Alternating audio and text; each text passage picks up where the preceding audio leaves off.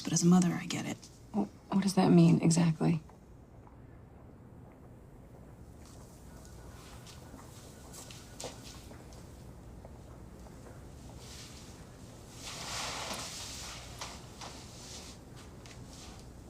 I might have to leave Charming.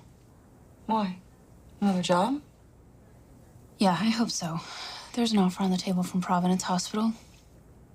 Oregon? Jack's okay with that? We're still figuring it out. But I've been dealing with the paperwork around all of that, and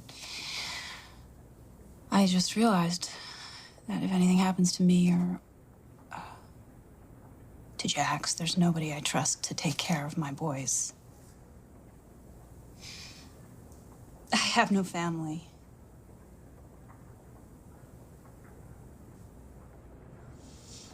You do need that peace of mind.